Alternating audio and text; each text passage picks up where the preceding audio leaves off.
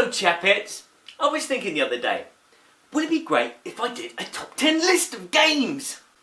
And then I thought, no. Well, you've only played about hundreds of games, you haven't played thousands of games like some people, so your top 10 list won't be that great.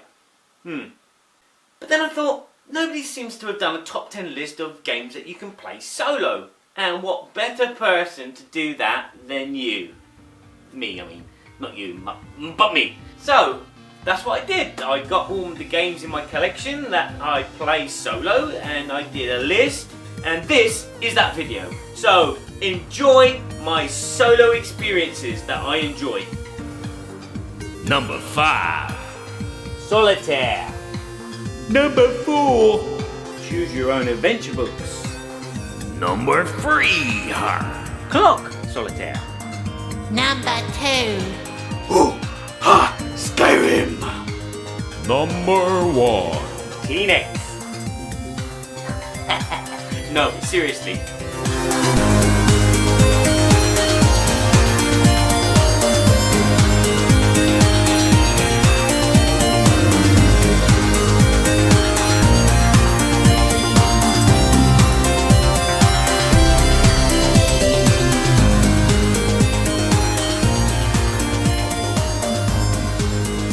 But seriously, in my in my small collection of board games, there are 17 games that I own which have either a solo variant or they're cooperative games. And a cooperative game is normally the players against a system, and the system's like a deck of cards or a timer or sometimes both. And therefore, these games can be played solitaire. Dr. Evil. So, this is my list of all these games that I've played on my own. Sad, eh? And this is my 6 sexy essential solo board games everybody should... ... Number 6. So, my number 6 is... And that's where I thought I'd make this a bit different, this list. What I thought I'd do is I'd show you all the games that kind of fit into a category or a genre. So, for instance, my number 6 is a puzzle game. And these are 4 puzzle games that I own, which can be played solo. Let's start with SOS Titanic, which is basically solitaire, but with the theme of the Titanic sinking. You're basically moving lines of passengers around, instead of putting the black one on the queen, the red one on the black, and then you're basically throwing them into lifeboats. So the ace is not an ace, it's a lifeboat, and then you put the children on, the women, the men, and then the old. This, Perplexus, is a ball in a 3D maze, which you can display in your house, and it looks nice and cute, and it's just basically a ball in a maze. Get from the beginning to the end. Set is a deck of cards. Each card is different. It has cards which have different shapes, different colours, different numbers of shapes, and different remplissage, fillings in, coloured in. And then you've got to find 3 which are stuff the same and stuff that are different. Colour Pop is Candy Crush. Yes, find shapes together and make them explode and drop down, and you've got to try and empty the whole grid all on your own. Haha. So, my number 6. What is my number 6? My number 6 is Set. I love it. It's a great observation game where you've got to look at the 12 cards placed in front of you, and then try and find the 3 cards which have things that are similar and things that are completely different. So, like, find a set which all have the same colour, but all the shapes are different, all the numbers of shapes are different, and all the fillings in are different, and it's fun. And you just get this out on your own. You pass a good half an hour playing a couple of rounds, and sometimes if you're lucky, if you're with friends, they might look over and go, okay, yeah, I see that. Or if you're on a boat between England and France, and you get it out and you're playing with your family, and people walk by and they're like, what the heck? Wow, woo. So my number 6 is Set. Number 5.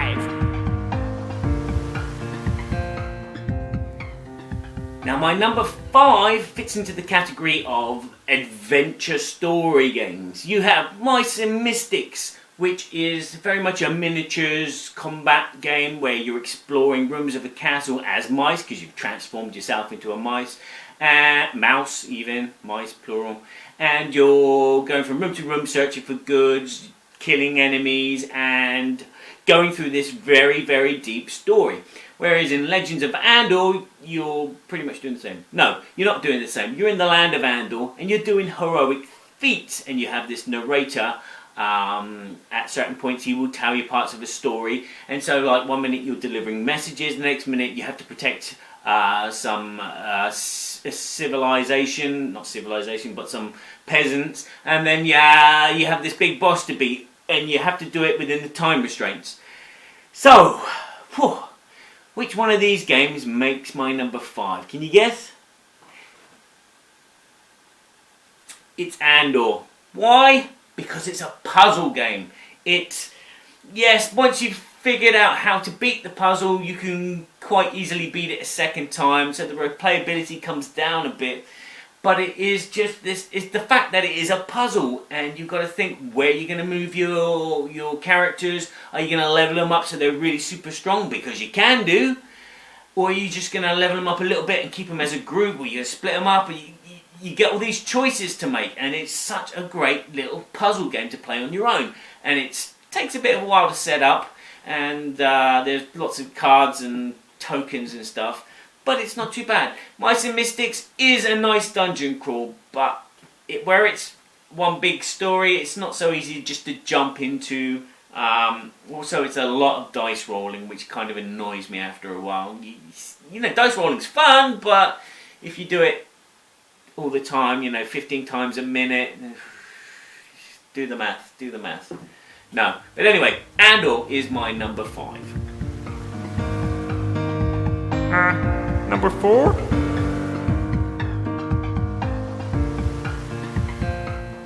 So, my number 4 would be one of these 3 games, which fits the theme of a kind of, you move, you do your actions, and then you draw some cards, and that's the actions of the board kind of thing. Yeah.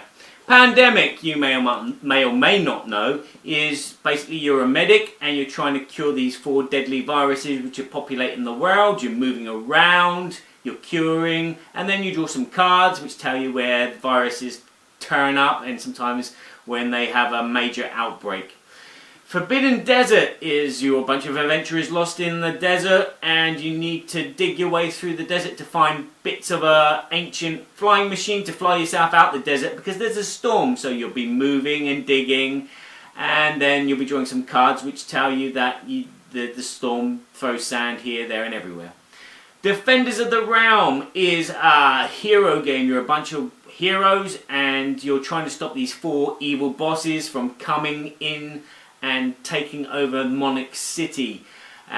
So you'll be moving around, killing things, and then drawing some cards which tell you where monsters spawn and which boss moves. They are all very similar, and it's a very tight for me to choose which one of these is my number 4. Apart from one game which doesn't make nowhere near number 4. But my number 4 is Defenders of the Realm. It's the fantastic theme of kind of Lord of the Rings, or any kind of adventure game if you've ever played an adventure game. It has all of that. The mechanics work smoothly. It's a nice puzzle aspect with obviously the randomness of drawing cards from a deck of drawing cards from a pile of cards, which is a deck. Yeah, so fun game. It is Pandemic. Without the problems of Pandemic. The problems with Pandemic is it's because when you get to that situation where you have to draw one of your hero cards and there's none left, it's game over. You automatically lose, just like that. And that's what bugs me about that. I want to throw that in the bin. This would give an honorary mention as I would say it was a number 7 on my list. It is again Pandemic. And it does have that really bad ending of if one person dies of thirst, then everyone dies of thirst. And that bugs me. But it is small, compact, easy to set up. and it is fun for the family. You can play this. My daughter loves playing this game. She also likes playing this one, but this takes longer to set up, and I personally just enjoy playing it on my own, so I haven't got anyone else to blame. Number 3.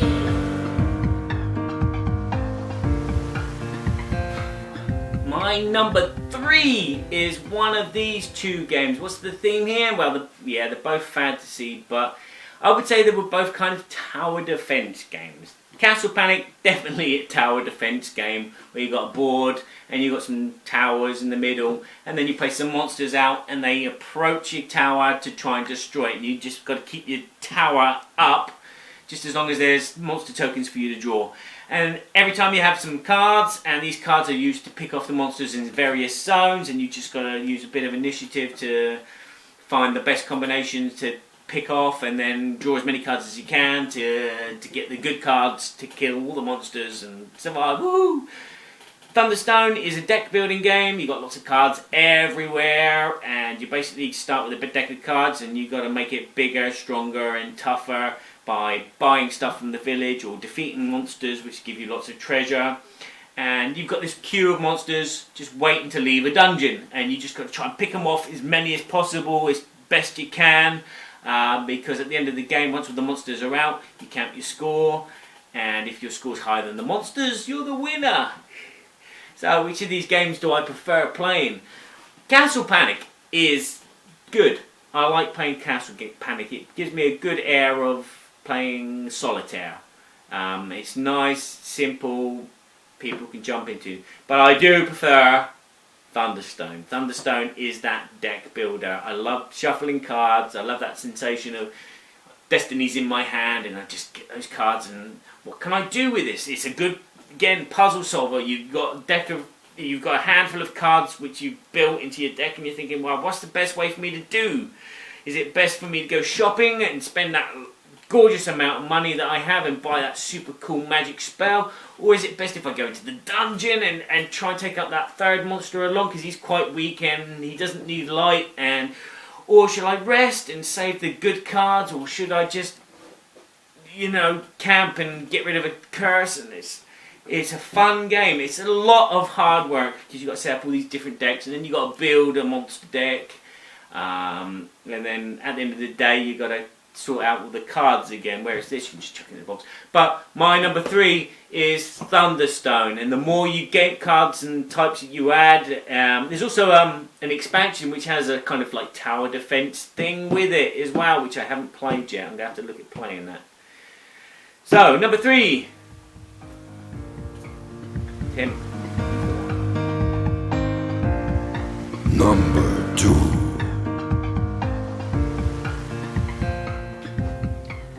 And my number 2 is one of these 3 games, okay? This is my epicness kind of adventure game.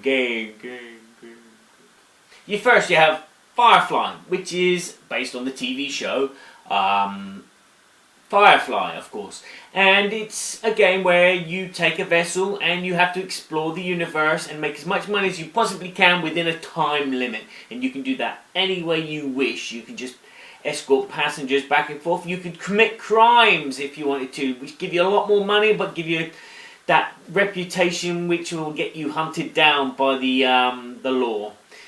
Then you have Lord of the Rings. This is the old Reiner Knizia game, where you basically play out the whole adventure of the trilogy of Lord of the Rings, from the Fellowship all the way up to the last one, where they dip the ring in the fire. And you'll be playing the Hobbits, and it's basically a card manipulation game. You'll have some cards, and then there'll be some circumstances, and you'll have to play some cards to get over the circumstance, or otherwise there'd be some consequence where it's either Sauron will get closer to your hobbits, or you have to do something else really nasty, and it's a real kind of puzzle of a game.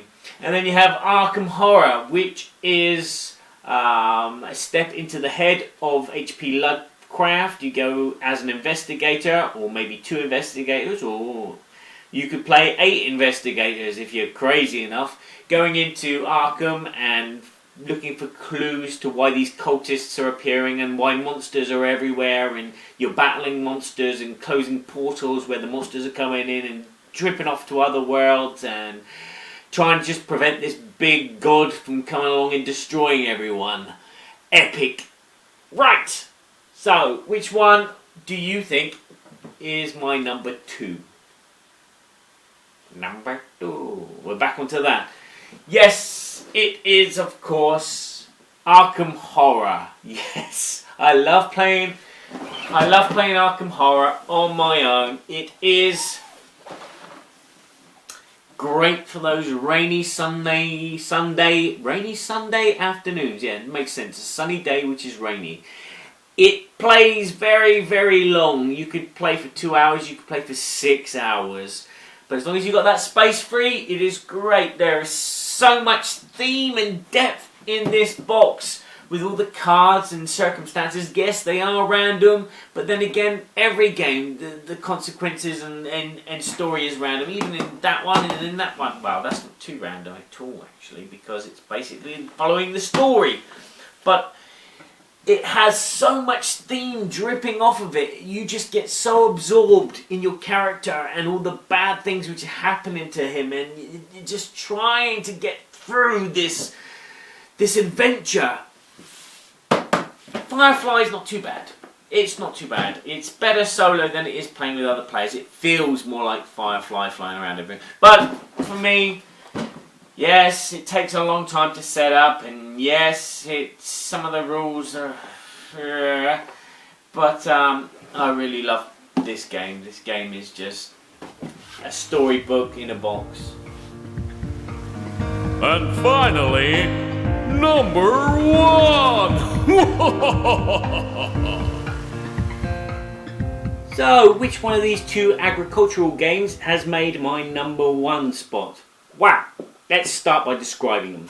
Viticulture here. You've been given some land and you turn that land into a vineyard, and then you harvest the grapes, make into wine to sell off to get points, and you've got to do it within the time limit of 7 years. And it's go, go, go, go, go, go, go, go, go, go. Lots of pressure as you play against an automated player who blocks spaces, because it is a worker placement game. Agricola. You've been given some land and family, and you've got to make that land into a prosperous farmland. Again, you've got 14 years to do it in, and you've got to feed your family, and you've got to buy things. It's worker placement again, but you've got a score to beat. Much like viticulture as well, you've got a score to beat before you can progress to the next challenge. Now, obviously with viticulture you can't play that alone, solo, just as it is. You have to buy the expansion Tuscany, which I've left on the shelf, sorry. But there's an expansion in Tuscany which lets you play it solo and you expand the game. Agricola, there's no expansion, you just play it as it is. And as I said, there's a score you got to beat, and then the next year you got to beat another score, and each time you get an extra card, you start with an extra card in front of you which gives you a power. So the game is to beat the scores. Now, which one of these is my number 1? I'll give you 10 seconds to point to one or the other.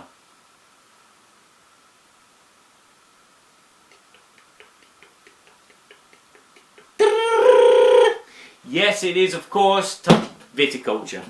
Me being a vineron, I know a lot of the works that go into doing a vineyard, and so this game has touched my heart because it does kind of replicate quite well the work that I do. The game is simple to set up. It's not aggressive. Agricola is a little bit aggressive where you have to feed the families. I like that though.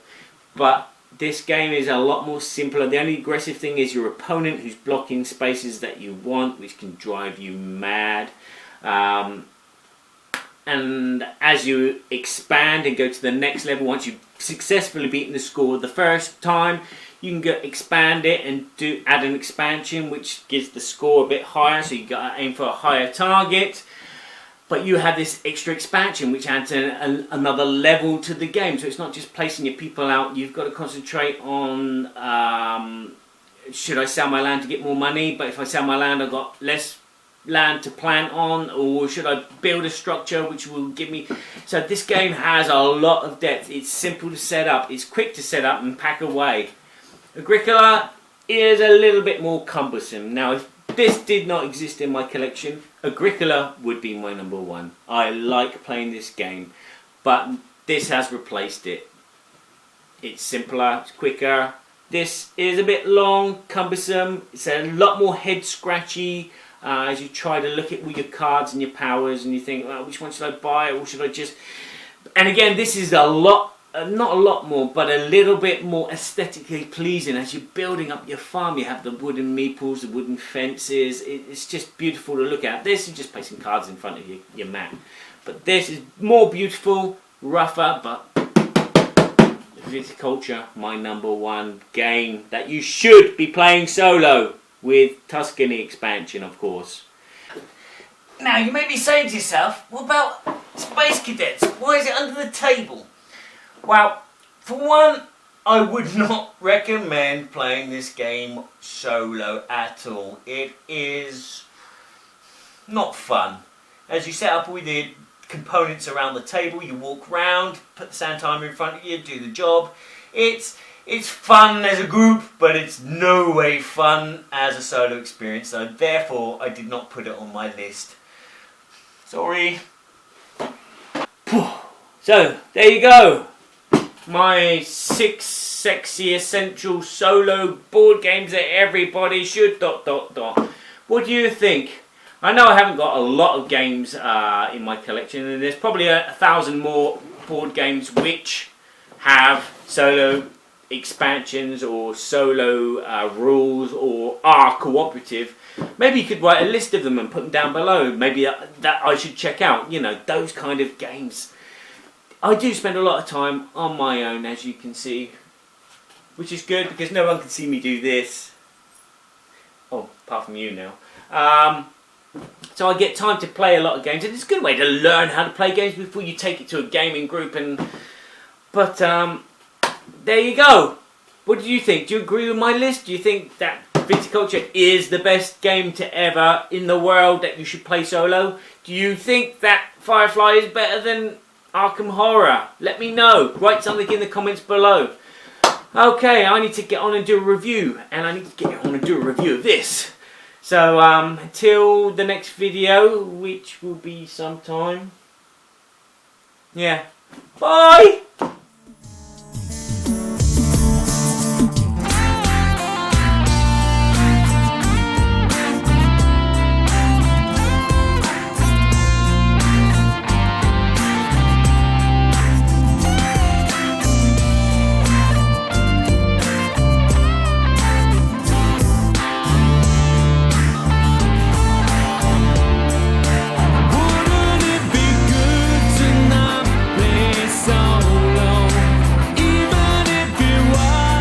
Just